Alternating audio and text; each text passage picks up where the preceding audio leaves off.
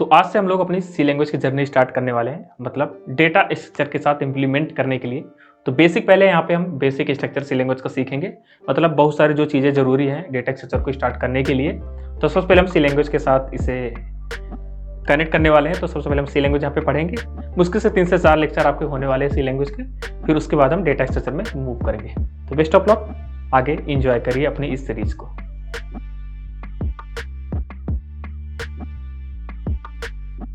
चलिए शुरू करते हैं यहाँ पे सी लैंग्वेज।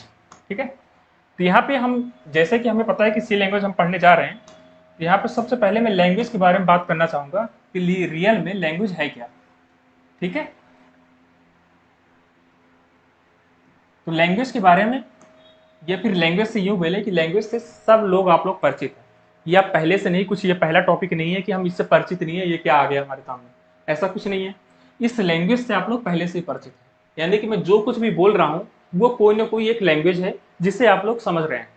सिंपल है ना। तो मैं यहाँ पे हिंदी लैंग्वेज का यूज कर रहा हूँ जिसे आप लोग समझ पा रहे हो, तो एक तरह से क्या है, लैंग्वेज है।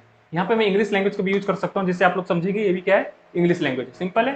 तो एक तरह से हम पहले से ही लैंग्वेज से परिचित है, और हमारे इस देश में, विदेश में, या फिर पूरे होल वर्ल्ड में अगर देखें तो बहुत सारी लैंग्वेज है। एक लैंग्वेज नहीं है, दो लैंग्वेज नहीं है, मल्टीपल टाइप की लैंग्वेज है। ठीक है ना। तो ये चीज आपको समझना जरूरी है। हम जो पढ़ने जा रहे हैं ये भी एक तरह से वैसी ही लैंग्वेज है जो ऐसे हम लोग क्या करते हैं, इसे यूज करते हैं। ठीक है,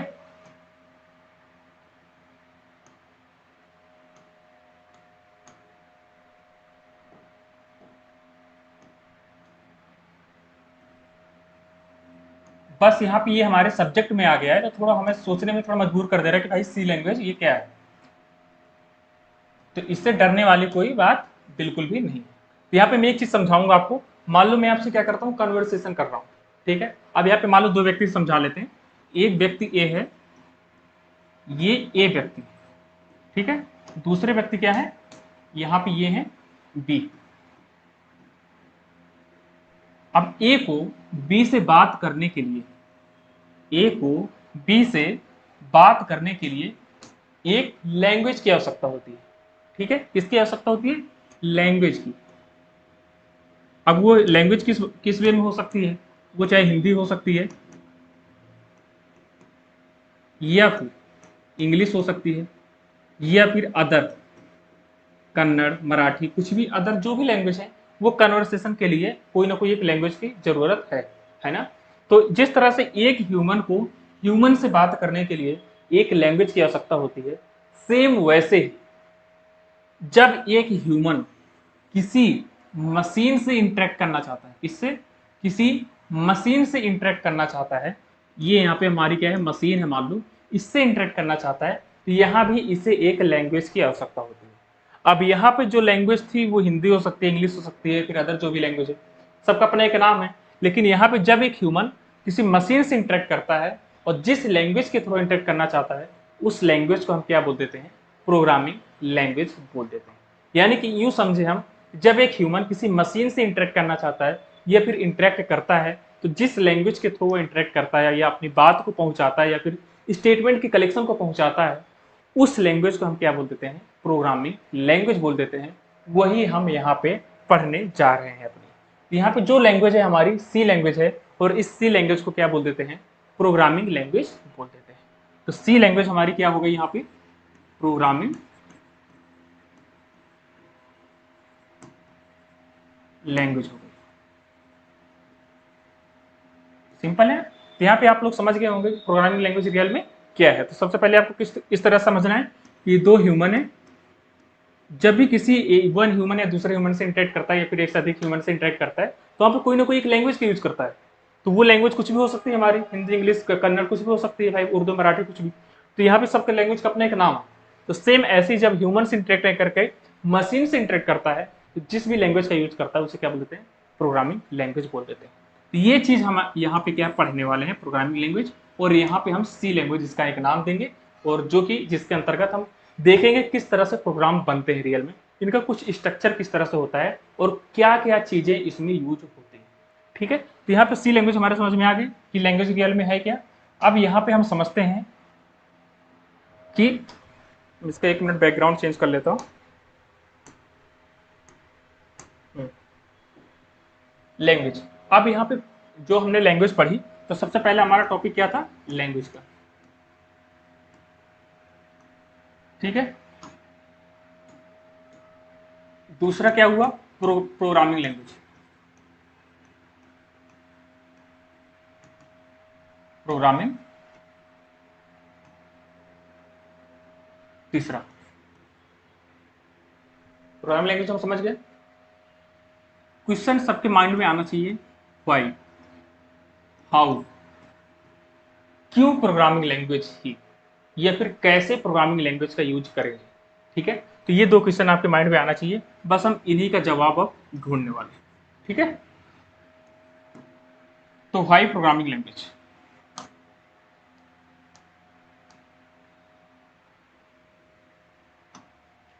यहाँ पे मैं कुछ कैलकुलेशन लिख रहा हूँ, आप लोगों को कैलकुलेशन डिस्कस करना है या फिर मन में सोचना है, और उससे सोचना है कि इसका आउटपुट क्या होगा। आउटपुट मतलब कि मान लो कि मैं दो नंबरों को मल्टीप्लाई करना चाह रहा हूँ,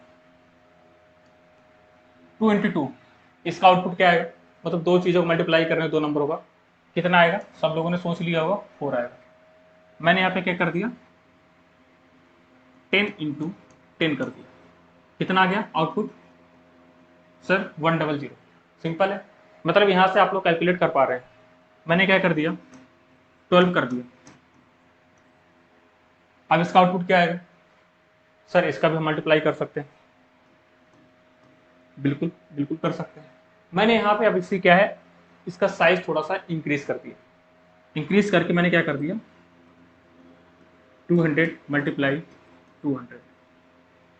सर इसका भी हम लोग कर लेंगे भाई, 4 हो गया और इसके 4 टाइम 0 हो गया, इसे भी हमने मल्टीप्लाई कर लिया। अब यहाँ पे देखिए इसका साइज में इंक्रीज करते जा रहा हूँ, एक टाइम के बाद मैंने क्या कर दिया, 243 243 243 मल्टीप्लाई 43 43 43,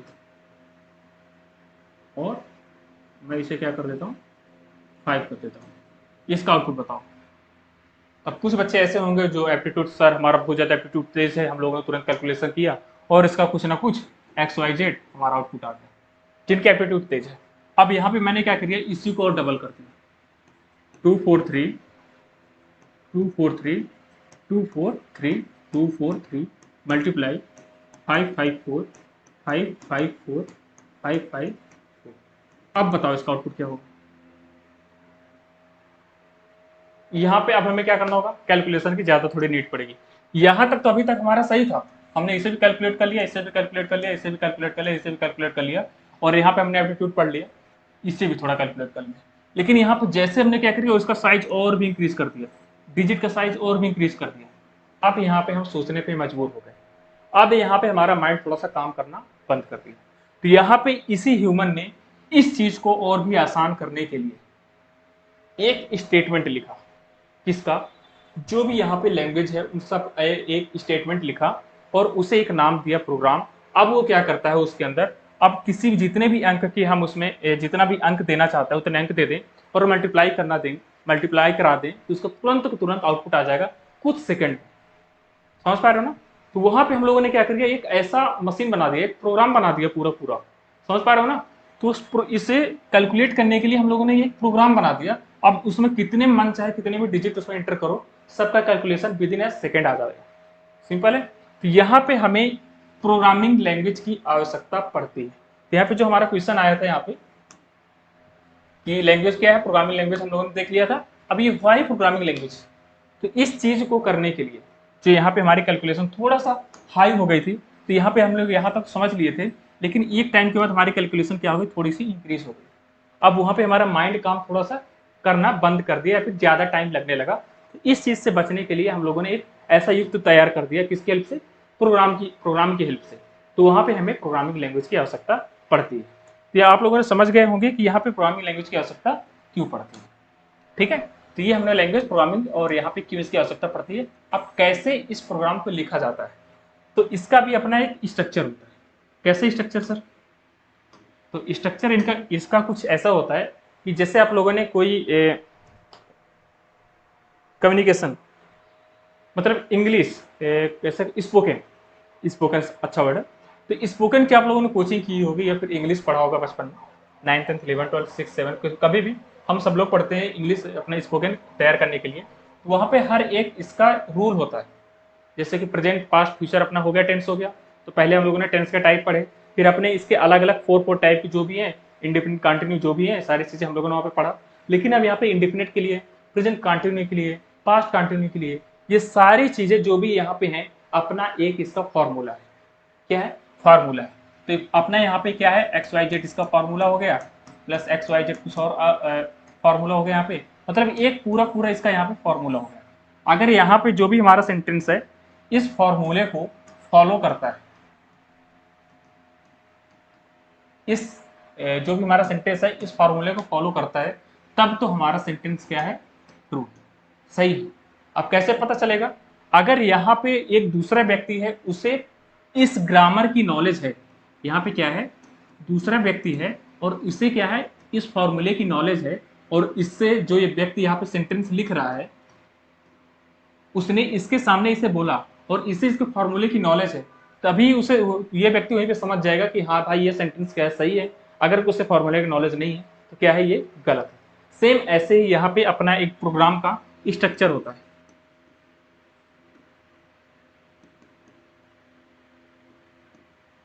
प्रोग्राम का क्या होता है, स्ट्रक्चर होता है। अब यहाँ पे जो ह्यूमन ये वाला है, जिसे सब कुछ पता है, इस फार्मूले की नॉलेज है, वो यहाँ पे किस तरह से यूज होता है, यहाँ पे कंपाइलर की तरह यूज होता है। किसकी तरह? कंपाइलर।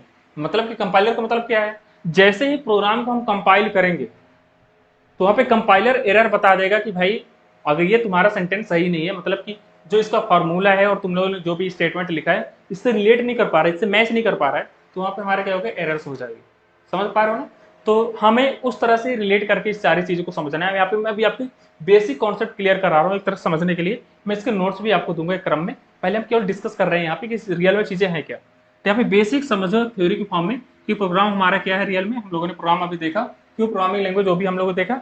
फिर यहाँ पे जिस तरह से इनका अपना एक सेंटेंस का स्ट्रक्चर होता है, और यहाँ पे जो चीज समझता है, जो व्यक्ति समझता है, उसे किस तरह से हम रिलेट करेंगे अपनी इस लैंग्वेज के अंतर्गत, तो वो यहाँ पे हम समझ पा रहे हैं। तो जिस तरह से इसका अपना एक स्ट्रक्चर होता है, सेम वैसे ही यहाँ पे प्रोग्रामिंग लैंग्वेज का भी स्ट्रक्चर होता है। मतलब एक स्ट्रक्चर फॉर्म में ही पूरे पूरे प्रोग्राम को हम डेवलप करेंगे, ऐसा नहीं कि नॉन स्ट्रक्चर फॉर्म में डेवलप कर देंगे। समझ पा रहे हो ना? तो यहाँ पे प्रोग्राम का भी अपना एक स्ट्रक्चर होगा, और यहाँ पर जिस तरह से इस व्यक्ति को इस फॉर्मूले की नॉलेज थी, यहाँ पे डिपेंड कर पा रहा था कि यहाँ पे जो हमारा जो सेंटेंस बोल रहे हो भाई तुम व्यक्ति, वो सही है या गलत है। तो यहाँ पे ये क्या डिसीजन ले पा रहा था। सेम यहाँ पे डिसीजन लेने के लिए हमारे पास एक कंपाइलर है। कंपाइलर क्या करता है, जैसे किसी प्रोग्राम को एग्जीक्यूट करने के लिए कंपाइल करते हैं, है ना, तो कंपाइल करते ही वो बता देगा आउटपुट के फॉर्म में कि तुम्हारा प्रोग्राम सही है या फिर गलत है। गलत भी है तो कौन सी लाइन पे किस तरह से गलत है, ये एक एडिटर पे डिपेंड करता है। सिंपल है। तो यहाँ पे हम लोगों ने क्या क्या समझा, यहाँ पे हम लोगों ने समझ लिया भाई लैंग्वेज, प्रोग्रामिंग लैंग्वेज, व्हाई और हाउ, किस तरह से इसका यूज किया जाता है। ठीक है। अब यहाँ पे थोड़ा सा स्ट्रक्चर हम एक बना के देखते हैं।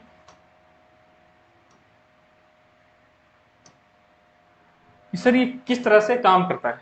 मान लो कि यहाँ पे हम लोगों ने क्या किया,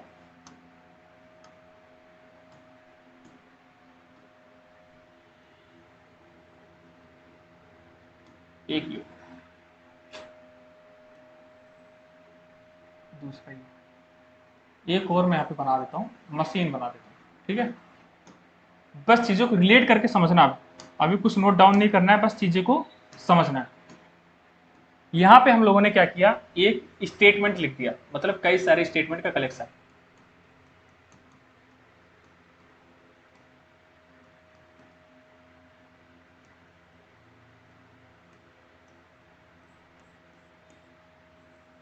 ठीक है। यहाँ पे हमने क्या किया, एक स्टेटमेंट लिख दिया, और यहाँ पे हमारी क्या है, मशीन।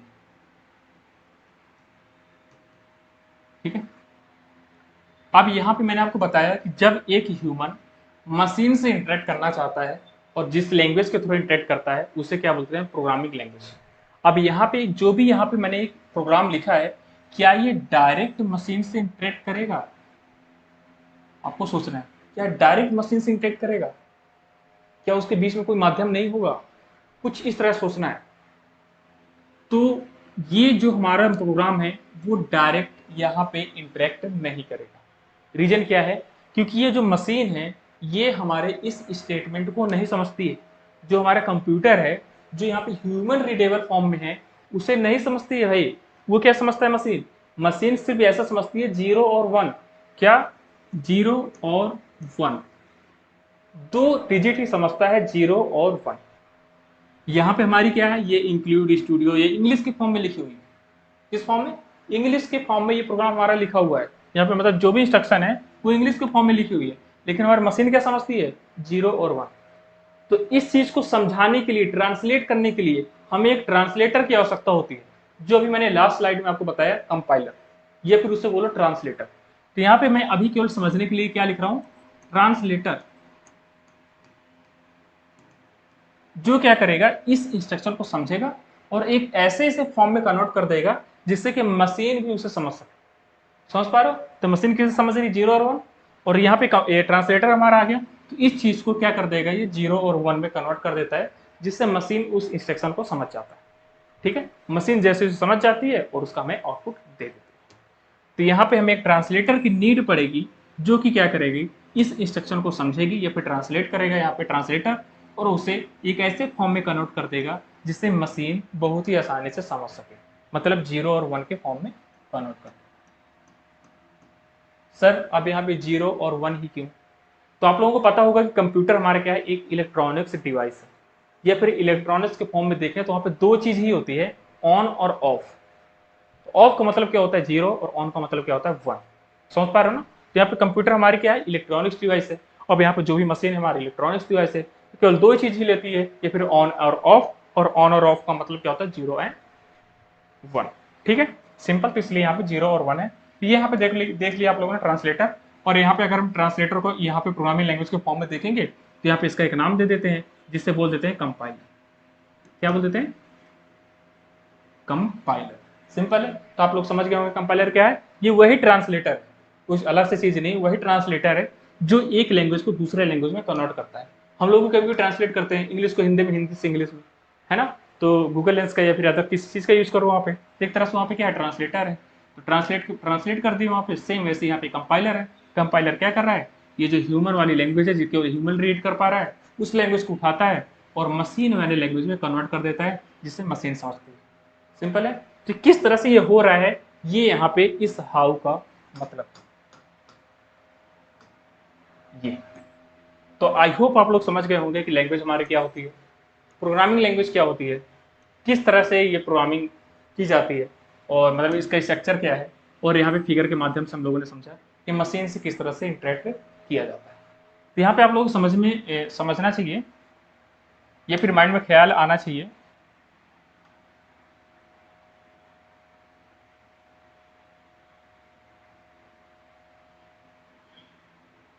कि सर हमें पूरी पूरी जितनी प्रोग्रामिंग लैंग्वेज है, क्या हमें सारे सारे सीखने की आवश्यकता है? एक बार सोचिए, क्या जितनी लैंग्वेज है यहाँ पे, जो भी हिंदी, इंग्लिश, मराठी, कन्नड़, जो भी, बहुत सारे, कई बार नाम ले रहा हूँ इनका, तो क्या आपको सबकी आवश्यकता है? नहीं है। तो जिस तरह से ये सारी लैंग्वेज सीखने की हमें कोई आवश्यकता नहीं है, सेम वैसे यहाँ पे इसी प्रोग्रामिंग के अलावा बहुत सारे जो भी लैंग्वेज हैं, सबको सीखने की कोई भी हमारी कंपलसरी जरूरत नहीं है, सबको सीखने की आवश्यकता नहीं है। जैसे जैसे हम आगे बढ़ते जाएंगे, हमारी नीड बढ़ती जाएगी, वैसे वैसे हम डेवलपमेंट के क्षेत्र में कोई ना कोई लैंग्वेज सीखते जाएंगे। अभी हमारी स्टार्टिंग है, यहाँ पे लॉजिक बिल्डिंग सीखना है, इसलिए यहाँ पे सी लैंग्वेज हम यहाँ पे सीख रहे हैं। सिंपल है।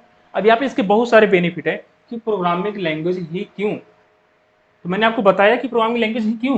यहाँ पे प्रोग्रामिंग लैंग्वेज, यहाँ पे हम लोगों ने डिस्कस किया, यहाँ पे मतलब एक एक जो बहुत ही ज्यादा हाई कैलकुलेशन है, उसे मतलब इजी करने के लिए हम यहाँ पे प्रोग्रामिंग लैंग्वेज की यूज करते हैं। सिंपल है, मतलब कि जो मतलब रियल वर्ल्ड प्रॉब्लम को सॉल्व करने के लिए, जो रियल वर्ल्ड प्रॉब्लम है उसे सॉल्व करने के लिए हम प्रोग्रामिंग लैंग्वेज का यूज करते हैं। अब इसके बहुत सारे बेनिफिट हो सकते हैं। बहुत सारे बेनिफिट का मतलब क्या है, आपकी लॉजिक बिल्डिंग बहुत ही ज्यादा अच्छी हो जाएगी। लॉजिक मतलब सोचने की क्षमता बहुत ज्यादा बढ़ जाएगी प्रोग्रामिंग लैंग्वेज के अंदर। इसलिए प्रोग्रामिंग लैंग्वेज को सीखते हैं कि बेनिफिट के तौर पे देखेंगे, मतलब लॉजिक बिल्डिंग, लॉजिक बिल्डिंग। दूसरे क्या है, फैमिली के बाद हमारा क्या आ जाता है, मनी। मनी सबसे ज्यादा जो आज के टाइम पे जो देखा जाए, तो जो सबसे ज्यादा हमारा अर्निंग का स्रोत है वो हमारी क्या है, प्रोग्रामिंग ही है।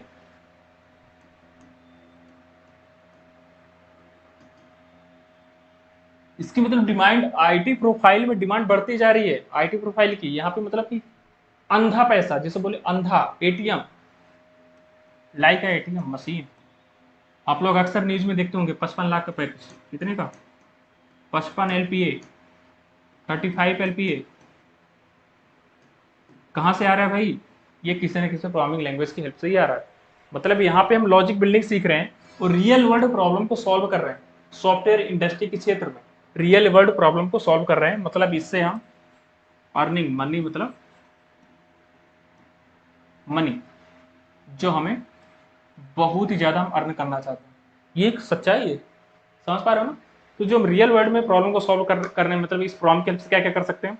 लॉजिक बिल्डिंग, मतलब एक तरफ से हम सोचने की क्षमता हमारी बहुत ज्यादा इंक्रीज हो जाएगी, हमारी लॉजिक बिल्डिंग बहुत ही अच्छी हो जाएगी, और उसे इंक्रीज करने के लिए हम प्रोग्रामिंग लैंग्वेज सीखते हैं। और यहाँ पे मेन में इसका आपको मकसद बताया किस तरह से जो हाई प्रोफाइल की जो कैलकुलेशन है उसे सॉल्व करने के लिए इजी फॉर्म में हम प्रोग्रामिंग लैंग्वेज का यूज करते हैं। ठीक है, यहाँ पे समझ गए प्रोग्रामिंग लैंग्वेज, जैसे कि मतलब ये तो खैर अलग बातें हैं, नॉर्मल है, मैं आपको समझाने के लिए से बता दिया, लेकिन यहाँ पे लॉजिक बिल्डिंग आपकी बहुत ज्यादा इंक्रीज हो जाएगी। और यहाँ पे जो बेसिक कॉन्सेप्ट है सारे सारे सी लैंग्वेज हम लोग पढ़ लेंगे, और इस तरह से मैं चीजें आपको पहले समझाऊंगा। इस तरह जितनी भी सारी चीजें हैं पहले मैं आपको समझाऊंगा, ओवरव्यू दूंगा कि इसका मतलब क्या है रियल में, फिर इसे थ्योरी के फॉर्म में आपको समझना है कि इसका रियल में मतलब क्या है। तो अब जितनी सारी चीजें हैं मैं आपको एक फिगर के माध्यम में, एक इंटरफेस या फिर एक ग्राफिकल के टाइम पे, ग्राफिकल टर्म पे उसे समझाने की कोशिश करता हूँ। ध्यान से समझना बस आप लोग, ठीक है? तो यहाँ पे मैं लोगों ने आप लोगों को बताया कि प्रोग्रामिंग रियल में है क्या, व्हाट इज अ प्रोग्रामिंग। तो प्रोग्रामिंग या कंप्यूटर प्रोग्रामिंग एक ऐसा तरीका है जिसकी मदद से हम एक कंप्यूटर को या किसी एक मशीन को विभिन्न कार्य करने के लिए इंस्ट्रक्शन देते हैं।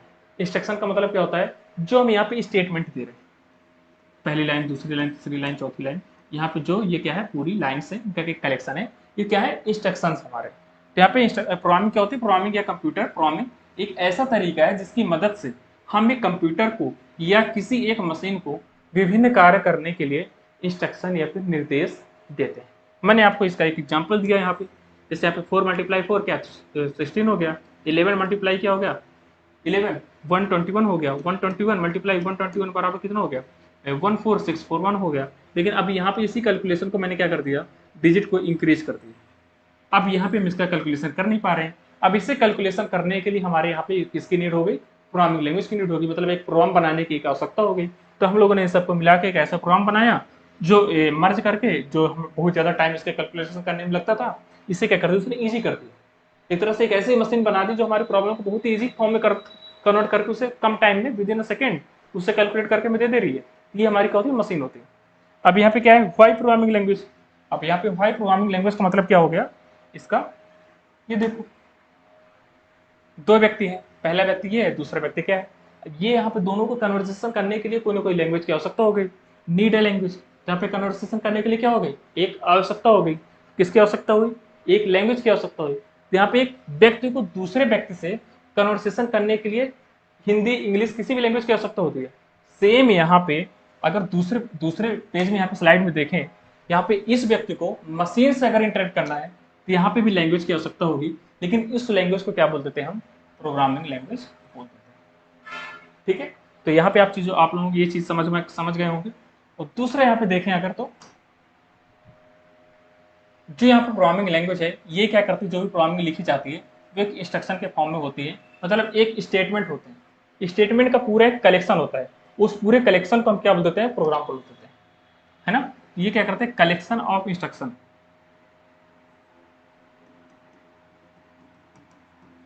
कलेक्शन ऑफ इंस्ट्रक्शन, वो क्या होता है हमारा? वो क्या होता है हमारा? प्रोग्राम। क्या होता है? प्रोग्राम। सिंपल है, कोई दिक्कत नहीं होनी चाहिए। मैंने बहुत ही इजी फॉर्म में पूरा समझाने की कोशिश की है। ठीक है, सारे डाउट यहाँ पे क्लियर हो जाएंगे आपकी इस क्लास में। अब यहाँ पे एक चीज आपको दिख रही होगी, दो चीज होते हैं, एक होता है यूजर और दूसरा होता है प्रोग्रामर। तो जो चीजें हैं, मान लो कि अब यहाँ पे कुछ मोबाइल है या फिर रिमोट, ये रिमोट है, ये एक डिवाइस है, हमें दे दिया गया, मतलब एक तरह से इंटरफेस दे दिया गया।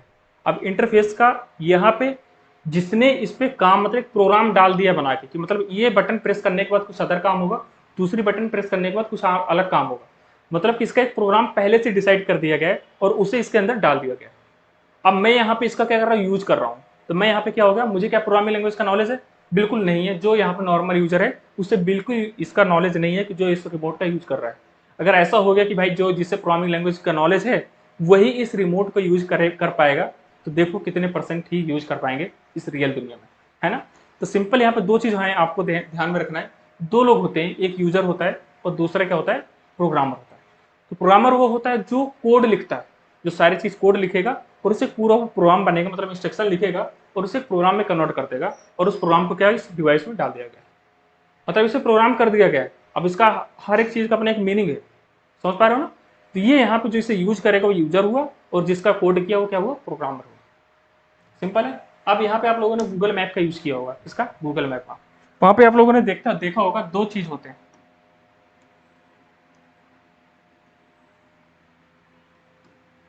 सोर्स से डेस्टिनेशन तक पहुंचने के लिए तो यहाँ पे हम कुछ इनपुट करते हैं XYZ, या फिर हमारे यहाँ पे लोकेशन ले लेता है अपने आप बाई डिफॉल्ट जहाँ पे हम रहते हैं, और जहाँ पे हमें जाना है वो यहाँ पे हम नाम लिख देते हैं कि हमें इस प्लेस पे जाना है। तो ये क्या करता है, हमें एक रूट बना के दे देता है। तो एक तरह से हम यहाँ पे क्या कर रहे हैं, कुछ इनपुट कर रहे हैं। क्या कर रहे हैं, कुछ इनपुट कर रहे हैं, ठीक है। तो यहाँ पे कुछ इनपुट कर रहे हैं तभी तो हमें कुछ ना कुछ एक आउटपुट जनरेट हो रहा है। तो यहाँ पे हम क्या समझ पा रहे हैं कि जो हमारी एक इंटरफेस प्रोवाइड किया गया है, तो इसके अंदर कुछ ना कुछ प्रोग्राम लिखा गया है, उस प्रोग्राम के अंदर कोई ना कोई इनपुट करने का तरीका होगा। तो यहाँ पे हम लोग समझ क्या पा रहे हैं, जो भी हम यहाँ पे प्रोग्रामिंग लैंग्वेज है उसके अंदर जो भी कोड लिखेंगे उसके अंदर एक कुछ इनपुट करना होता है। कुछ भी काम करने के लिए हमें क्या करना होता है, इनपुट करना होता है। अब इनपुट करने के बाद कुछ ना कुछ हमें आउटपुट आएगा, आउटपुट से होगा। तो यहाँ पे हमारा क्या होगा, एक आउटपुट भी मिलेगा। क्या मिलेगा, आउटपुट भी मिलेगा, ठीक है। तो यहाँ पे हम लोगों ने दो चीज समझी, जो हमारी प्रोग्रामिंग लैंग्वेज होती है उसके अंदर इनपुट भी होता है और आउटपुट भी होता है। मतलब इनपुट भी कुछ होना चाहिए और आउटपुट भी उसका कुछ निकल के आना चाहिए प्रोग्रामिंग लैंग्वेज के अंतर्गत। ये चीज हम लोगों ने समझा कि प्रोग्रामिंग लैंग्वेज के अंदर क्या क्या होना चाहिए, इनपुट भी होना चाहिए और आउटपुट भी कुछ ना कुछ निकल के आना चाहिए। यहाँ पे सिंपल से एक इंटरफेस एक प्रोग्रामर प्रोवाइड करा देता है यूजर को यूज करने के लिए। सिंपल है, कोई दिक्कत नहीं है। तो मैंने आप लोगों को दो चीज बताई कि दो लोग होते हैं, एक यूजर और एक प्रोग्रामर।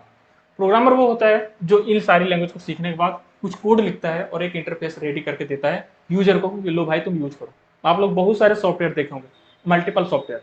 अब अगर सोशल मीडिया की बात करें तो कोई फेसबुक, इंस्टाग्राम, ट्विटर, है ना, बहुत सारी चीजें, यूट्यूब, ये सब क्या है, अगर इनके बैकएंड में जाके देखोगे तो पूरा पूरा कोड से भरा हुआ है। बहुत सारी लाइन्स लिखी हुई है इसमें कोड की, सिंपल देखो। लेकिन हम जो बाहर में निकल के आ रहा है, नॉर्मल वीडियो है, बटन्स हैं, सारी चीज दिखाई दे रही है, लग ही नहीं रहा कि इसके बैकग्राउंड में क्या है। तो जो यूजर के लिए जो कोडर होता है बहुत सारी चीजें करके दे देता है, नॉर्मल से यूजर यूज करता रहता है और अपना काम निकालता रहता है, ठीक है। तो यहाँ पे जो प्रोग्रामर है वो क्या करता है, कोड लिखता है।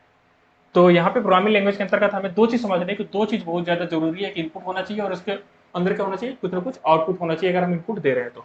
सेम अगर यहाँ पे एग्जाम्पल दूसरा देखें तो यहाँ पे दूसरा एग्जाम्पल देखें आपका एटीएम का। एटीएम पे जाते हैं आप लोग, क्या आपको कोड लिखना होता है अपने जो मनी है उसे निकालने के लिए, विड्रॉ करने के लिए क्या कोड लिखना होता है, बिल्कुल नहीं। आप जाते हैं एटीएम इंसर्ट करते हैं, कुछ अपना जो भी पासवर्ड है, जो भी सेविंग, जो भी निकालना हुआ आपको तुरंत इंसर्ट करके बाहर निकाल देते हैं। लेकिन अगर अंदर में इसके देखें तो यहाँ पे कोड लिखा गया है। जो ये प्रोग्रामिंग लैंग्वेज सीख रहे हो इसका अपना कोड एक जनरेट किया गया है इस सारी चीज करने के लिए, लेकिन इसका यूजर को बिल्कुल भी ज्ञान नहीं होता है। फिर से बोल दिया जाए कि भाई जिसे इस कोड का ज्ञान होगा वही प्रोग्रामिंग पैसे अपने निकाल पाएगा। लेकिन क्या फिर निकाल पाएंगे, कितने परसेंट है आप ही सोचो, कितने परसेंट निकाल पाएंगे, नथिंग। कुछ 0 पॉइंट कुछ करके कुछ ही परसेंट निकाल पाएंगे भाई, वो भी क्या निकाल पाएंगे या नहीं निकाल पाएंगे, कुछ गारंटी नहीं है। तो यहाँ पे एक जो प्रोग्रामर होता है एक इंटरफेस क्रिएट करके देता है, वहां पे हमें कुछ इनपुट करना होता है। यहाँ पे हम लोग क्या कर रहे हैं, कुछ इनपुट कर रहे हैं और इनपुट करने के बाद कुछ ना कुछ आउटपुट निकल के आता है। यहाँ पे मनी निकाल देते हैं, यहाँ से भाई एकदम नई नई नोट निकल के आती है हमारे सामने, बस ढंग से निकालो जल्दी से। यहाँ पे कुछ आउटपुट दे रहा है। तो प्रोग्रामिंग लैंग्वेज के अंतर्गत क्या होना चाहिए, इनपुट होना चाहिए और कुछ उसका आउटपुट होना चाहिए, ठीक है। तो यहाँ से हम लोग चीजें थोड़ा थोड़ा इंक्रीज, अपना लेवल इंक्रीज करते चले जा रहे हैं, ठीक है। ये चीज आप यहाँ पे ग्राफिकल के फॉर्म इससे समझ सकते हो। मैंने यहाँ पे ये चीज बनाया था आपको लास्ट स्लाइड में, यहाँ पे कुछ यहाँ पे प्रोग्राम लिखा हुआ है। अब प्रोग्राम लिखा हुआ है और यहाँ पे मशीन है। अब मशीन इस प्रोग्राम को यहाँ तक पहुँचाना है हमें, तो यहाँ पे डायरेक्ट नहीं पहुँच रहा था, वहाँ पे कुछ ना कुछ एक कंपाइलर था, समझ पा रहे हो ना, ट्रांसलेटर था। तो यही चीजें यहाँ पे ये क्या है, इंस्ट्रक्शन है।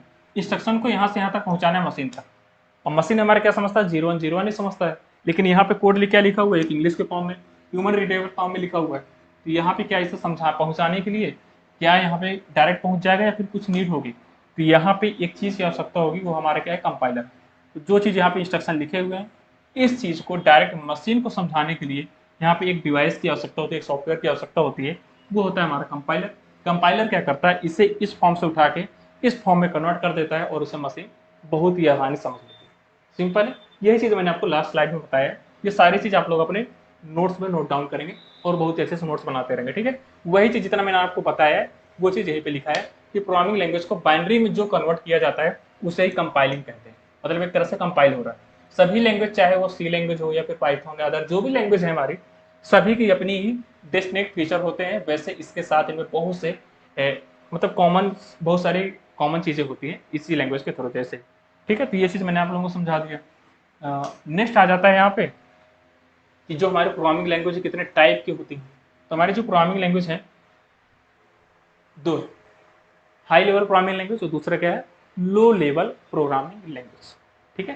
तो यहाँ पे दो हमारे पास लैंग्वेज है, पहले क्या है, हाई लेवल प्रोग्रामिंग लैंग्वेज और दूसरा क्या है, लो लेवल प्रोग्रामिंग लैंग्वेज। अब यहाँ पे लो लेवल प्रोग्रामिंग लैंग्वेज क्या होती है, जो 0101 जो मशीन समझता है। कौन समझता है, जिसे मशीन हमारे समझता है या फिर समझती है, वो हमारी क्या है, लो लेवल प्रोग्रामिंग लैंग्वेज। जिसे ह्यूमन समझते हैं वो क्या है, हमारे high level programming language. Simple है, तो वही चीज यहाँ पे लिखा हुआ है कि लो लेवल लैंग्वेज क्या होती है और हाई लेवल लैंग्वेज हमारी क्या होती है। यहाँ पे सी लैंग्वेज क्या है, हमारी लो लैंग्वेज है, लो लेवल लैंग्वेज है या फिर हाई लेवल लैंग्वेज। यहाँ पे सी लैंग्वेज आप अलग अलग जगह पे अलग अलग तरीके से देखेंगे। कहीं कहीं पे सी को बताया जाता है कि मिड लेवल लैंग्वेज है और कहीं कहीं पे बताया जाता है कि ये हाई लेवल लैंग्वेज है। सी लैंग्वेज के अंदर लो लेवल के फीचर होने के कारण, है ना, इसे मिड लैंग्वेज बोल दिया जाता है। कौन सी लैंग्वेज, मिड लैंग्वेज बोल दिया जाता है। अगर ये आपको कभी भी किसी ऑप्शन में, मान लो कोई कम्पिटेटिव एग्जाम आप लोग देखते हैं और वहां पे सी लैंग्वेज क्या है, हाई लेवल, मिड लेवल, या फिर वहां पे हाई लेवल का ऑप्शन नहीं देता है, लो लेवल, मिड लेवल या फिर अदर, ये सारी चीजें देता है। तो वहाँ पे आप अगर मिड लेवल है तो आप लोगों को हमेशा टिक करना है कि मिड लेवल लैंग्वेज। अगर वहाँ पे मिड लेवल लैंग्वेज नहीं है तो वहाँ पे आपको हाई लेवल पे ही टिक मारना है, ठीक है। तो यहाँ पे बेसिकली जो हमारे सी लैंग्वेज है ये हाई लेवल लैंग्वेज के अंदर ही आता है, लेकिन ये डिपेंड करता है ऑप्शन पे, वहाँ पे क्या हाई लेवल लैंग्वेज ऑप्शन है या नहीं है। अगर मिड लेवल लैंग्वेज है तो आपको क्या करना है, मिड लैंग्वेज पे ही टिक मारना है, ठीक है। तो यहाँ पे जो हमारी प्रोग्रामिंग लैंग्वेज कितने टाइप की होती है, टू टाइप की होती है। कौन कौन सी, हाई लेवल लैंग्वेज और दूसरा क्या है, low level programming language. Simple है, यहाँ पे थ्योरी आप लोग समझ लें, जो मैंने बोला है वही सारी चीजें यहाँ पे थ्योरी पे लिखी हुई। ये देखो, लो लेवल उसे कहते हैं जिसकी केवल मशीन, जिसे केवल मशीन समझता है। ये माइनर, इजी और फास्ट कन्वर्जन होते हैं क्योंकि कंप्यूटर इन भाषा 0 और 1 को समझता है। असेंबली लैंग्वेज, अब यहाँ पे एक नई चीज आ गई, असेंबली लैंग्वेज, जो कि लो लेवल लैंग्वेज होती है, उसे आसानी से मशीन लेवल लैंग्वेज में कन्वर्ट किया जाता है असेंबली की मदद से। तो यहाँ पे चलो असेंबली लैंग्वेज के मतलब के बारे में समझा देता हूँ कि असेंबली लैंग्वेज क्या होती है।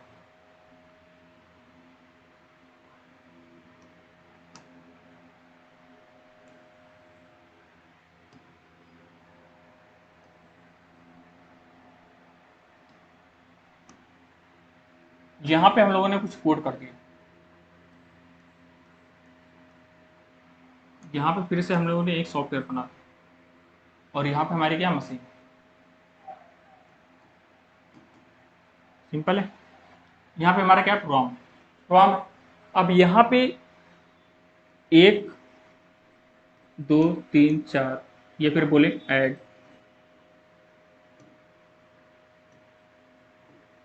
ऐड के साथ मैंने क्या कर दिया, 1 भी यूज कर लिया। यहाँ पे मान लो कि हम लोगों ने ऐड भी 1 किया और 1 भी उसके साथ साथ यूज कर लिया। यहाँ पे कुछ फॉर्म हमारा क्या हो गया, इंग्लिश का फॉर्म हो गया, लेकिन यहाँ पे एक फॉर्म हमारा क्या हो गया, डिजिट का फॉर्म हो गया, मतलब एक गिनती के फॉर्म हो गया, दोनों का मिक्स हो गया। तो जनरली हम इसे ही बोल देते हैं असेंबली लैंग्वेज। अब इस लैंग्वेज को इस यहाँ पे कन्वर्ट करने की, मशीन तक पहुँचाने के लिए जिस ट्रांसलेटर की आवश्यकता होती है उसे क्या बोलते हैं, असेंबलर। उसे क्या बोलते हैं, असेंबलर। अब ये असेंबलर हो गया, इसे क्या किया, इसे असेंबल किया और यहाँ पे यहाँ तक पहुंचा दिया। अब कंपाइलर के अंदर क्या होता है, ये असेंबलर और इंटरप्रेटर सब के सब मर्ज होते हैं और उसको पूरा एक नाम दे दिया जाता है, कंपाइलर दे दिया जाता है। कुछ इस तरह से समझ सकते हैं यहाँ पे, ठीक। तो एक तरह से देखें, इंटरप्रेटर असेंबलर और जो हमारा हो गया कंपाइलर, ये सारे सारे क्या है, ट्रांसलेटर के ही टाइप है। इनका सब अपना एक अलग अलग काम है, वो हम आने वाली क्लास में पढ़ते रहेंगे धीरे धीरे एक एक करके। लेकिन यहाँ पे जो बेसिक कॉन्सेप्ट है आपको कुछ इस तरह से समझना है, ठीक है। तो यहाँ पे असेंबली लैंग्वेज जो होती है वो हमारी क्या होती है, कुछ इस फॉर्म में कुछ ऐसे नाम दे दिया गया, मिक्स कर दिया गया, वो हमारी असेंबली लैंग्वेज होती है, ठीक है। तो ये चीज़ यहाँ पे क्या हुआ है, यहाँ पे ये जो इंस्ट्रक्शन लिखी हुई है, यहाँ पे इसे असेंबलर ने लिया और इस चीज़ को जो मशीन में जो मशीन समझ सकती है उस लैंग्वेज में कन्वर्ट कर दिया। तो एक तरह से ये क्या होगा, ये भी एक ट्रांसलेटर होगा, ठीक है। अब यहाँ पे आप लोगों के मन में एक क्वेश्चन और आना चाहिए कि क्या सर जो यहाँ पे 0101 है, क्या हम डायरेक्ट इस पे कोड नहीं लिख सकते? क्यों हम इतने सारे प्रोग्रामिंग लैंग्वेज, मतलब इतने सारे चीजें, इतना सारा कुछ कोड सीखें, डायरेक्ट 01 पे क्यों नहीं लिख सकते? भाई बताओ, है ना। मैंने आपको क्या बताया, ये फिर आप यहाँ पे ये सोचो, मैं डिजिट के फॉर्म में आपको कितनी गिनती याद है? नॉर्मल मोबाइल नंबर कितने सारे याद हैं आपको? एक दो, मैक्सिमम 4 से 5 मोबाइल नंबर याद हो। मैंने आपको बताया नहीं भाई 10 12 20 500, किसी को 100 नंबर याद है, किसी को नहीं याद होंगे। तो एक तरह से देखें जो ह्यूमन का माइंडसेट है वो तो डिजिट को कम याद कर पाता है, किसे, डिजिट को। अगर यहीं पे स्टोरी हो जाए, वर्ड हो जाए, तो उन्हें बहुत ज्यादा याद कर लेगा। तो यहाँ पे इस माइंडसेट को कम करने के लिए हम 0101 का यूज नहीं कर पाते हैं। हम कितना प्रोग्राम लिख देंगे 0101 के फॉर्म में, कितना ही लिख लेंगे, नहीं लिख पाएंगे। लेकिन यहाँ पे हम प्रोग्राम को बहुत सारा लिख देंगे अगर हम एक वर्ड के फॉर्म में लिखें तो। समझ पा रहे हो, कितना भी लेंथ हो जाए प्रोग्राम की उसे हम लिख सकते हैं, लेकिन 0101 के फॉर्म में नहीं लिख सकते। और अगर इसमें कोई एरर आ गई गलती से, तो हम कहाँ पे ढूंढेंगे कि क्या 1 कहाँ पे एरर आ गई, कहाँ पे कौन से 0 पे एरर आ गई, नहीं ढूंढ सकते। लेकिन यहाँ पे हम आसानी से ढूंढ सकते हैं, जो एक वर्ड के फॉर्म में पूरे पूरे हाई लेवल लैंग्वेज के फॉर्म में हमारा प्रोग्राम लिखा गया है। समझ पा रहे हो ना। अगर ऐसे इसे ऐसे समझो, मान लो मैंने यहाँ पे क्या कर दिया, 2 लिख दिया और यहाँ पे 4 लिख दिया। अब इसका बाइनरी नंबर क्या होगा, आप लोगों ने बाइनरी नंबर पढ़ लिया होगा आई होप। तो 2 का बाइनरी नंबर क्या होगा, कुछ मान लो होगा यहाँ पे, मैं यहाँ पे एग्जैक्ट नहीं लिख रहा हूँ, 0101 करके कुछ लिख दे रहा हूँ, और कभी यहाँ पे कुछ लिख दे रहा हूँ 0101 करके। अब यहाँ पे बताओ कि 2+4 इजी करना है, सॉल्व करना है, या फिर इसे सॉल्व करना इजी है? जितना हम कन्वर्ट करेंगे कितना इसे याद करेंगे, ये वाला हमारे लिए ज्यादा इजी है 2+4। तो इसलिए हम क्या करते हैं, 0101 नहीं यूज करके हम क्या करते हैं, इस लैंग्वेज को यूज करते हैं और इसे ट्रांसलेट करके 0101 में कन्वर्ट कर देते हैं और मशीन उसे बहुत ही आसानी से समझ लेती है। सिंपल है, बहुत अच्छे से टॉपिक आई होप समझ में आ रहे होंगे आप लोगों को। तो मैंने यहाँ पे सारे जो इसके बेसिक कॉन्सेप्ट है आप लोगों को समझाने की पूरी कोशिश की है, और यहाँ पे मैंने क्या कर दिया, थ्योरी के फॉर्म में, ग्राफिकल के फॉर्म में आप लोगों को प्रोवाइड करने की कोशिश की है। अब यहाँ पे कुछ हमारे पास प्रोग्रामिंग लैंग्वेज है, उन्हें आप यहाँ पे समझ सकते हैं, जैसे कि मशीन लैंग्वेज हो गया, असेंबली लैंग्वेज हो गया, हाई लेवल लैंग्वेज हो गया, सिस्टम लैंग्वेज हो गया, स्क्रिप्टिंग लैंग्वेज हो गई, डोमेन स्पेसिफिक लैंग्वेज हो गई, विजुअल लैंग्वेज हो गई, और एसोटेरिक लैंग्वेज हो गई। तो यहाँ पे इतनी सारी मल्टीपल टाइप की लैंग्वेज है, आपको इनसे कोई लेना देना नहीं है। जो आप लैंग्वेज सीख रहे हैं यहाँ पे हाई लेवल लैंग्वेज, उसी को फोकस करना है, उसे ही सीखना है। आगे जब स्क्रिप्टिंग लैंग्वेज सीखोगे, जावास्क्रिप्ट वगैरह, तो वहाँ पे धीरे धीरे आप स्विच कर देना, सीखते रहना, सिंपल है। तो यहाँ पे आप लोगों ने क्या क्या समझा, ये एक बार ओवरव्यू देख लेते हैं हम लोग।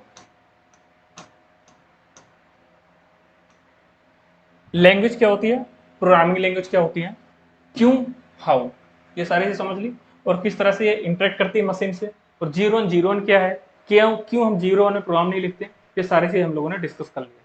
और क्या है प्रोग्रामिंग लैंग्वेज के अंतर्गत इनपुट और आउटपुट किस तरह से वर्क करते हैं, और जरूरी है कि एक प्रोग्रामिंग लैंग्वेज के अंतर्गत इनपुट और आउटपुट हो।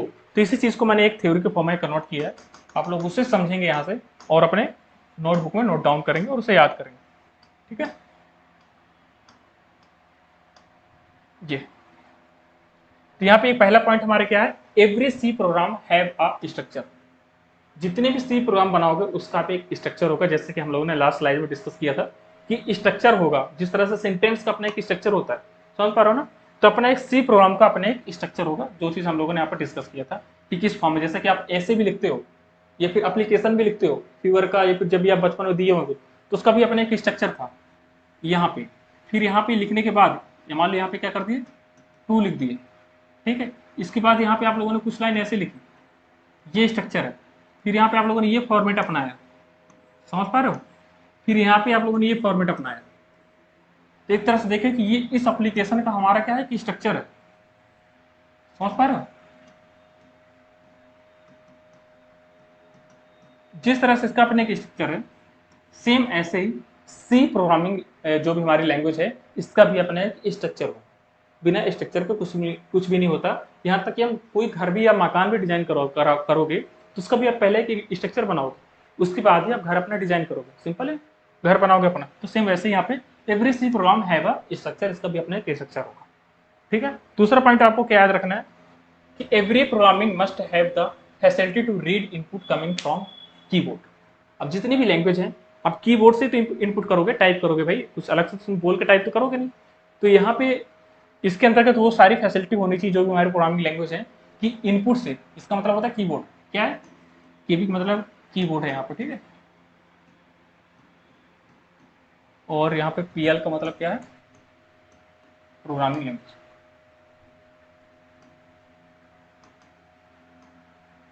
किससे समझ लेना, तो every programming must have the facility to read input coming from keyboard.